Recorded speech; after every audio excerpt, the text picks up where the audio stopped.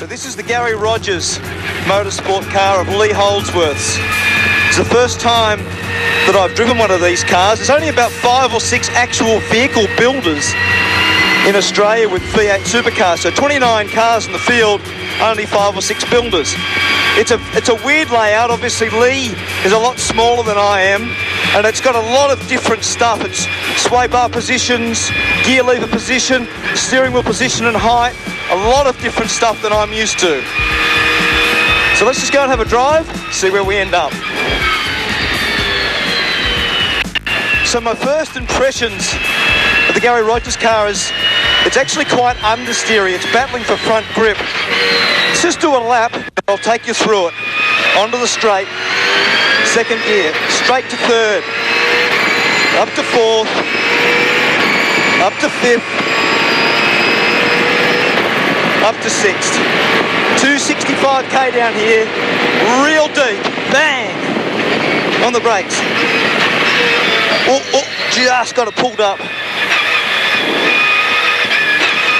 Got to just be very careful. Too much understeer in the middle of that corner.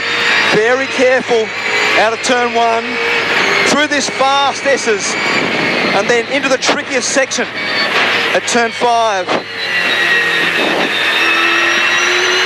Too much understeer again there. Up to the slow hairpin. This is the middle of Hidden Valley, turn 6. Again, too much push, not enough front grip. Through the fast, turn 7, flowing, make the gear change to stop it from wheel spinning, up to turn 10, very long entry, got to be careful not to get too much of that curb on the inside, down to the final corner, bad bump in the braking area, on the throttle nice and gently.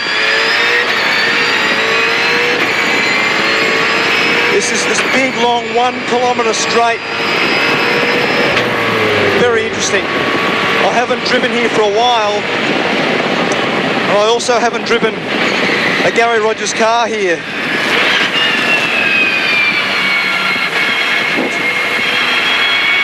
Richard, the car's got a bit too much understeer, mate, especially at turn 1, and in the longer corners where you've got to get it to turn back on itself.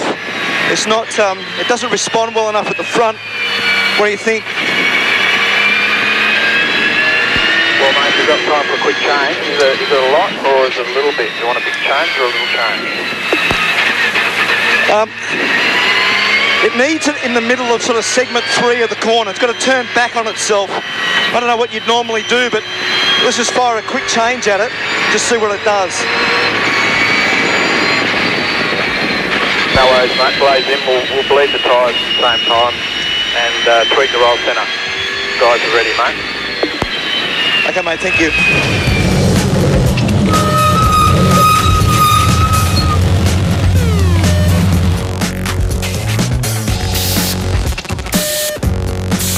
I mean, the car's actually quite nice, Krusty. It's just got this sort of turn middle. The first turn doesn't seem too bad. It's a bit vague in the steering rack. When I first get it turned, it's sort of okay, and then it washes wide. I can't get it back in the second part of the corner. I got you, mate. Yeah, so this is our standard, good size roll centre change, so should sharpen it up in that big corner. No problem.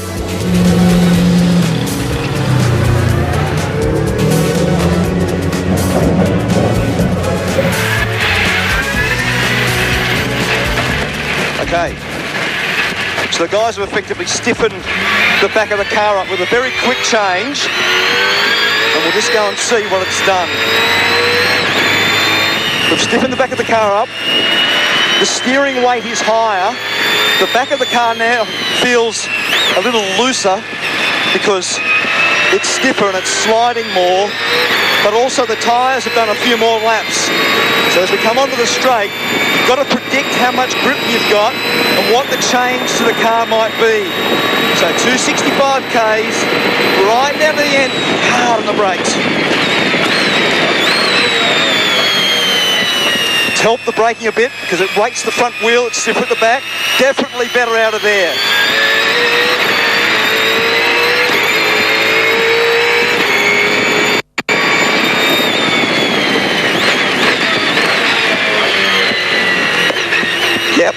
Turns in there nice to see. Less steering wheel, more oversteer. Definite change to the car, sharpened it up. Yep, better there also. On the throttle early. Oh, a little bit of slide. So now you've got to predict how much that change has made at some of the faster corners.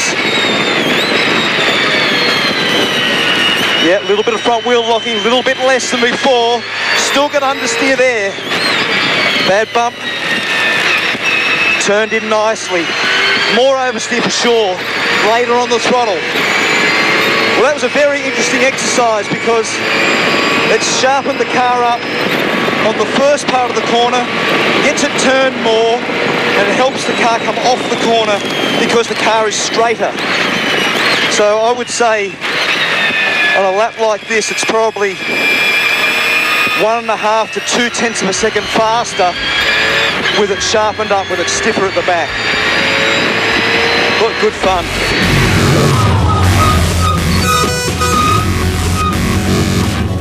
It's got more of a mid-corner push than I would have expected with a car. Yeah.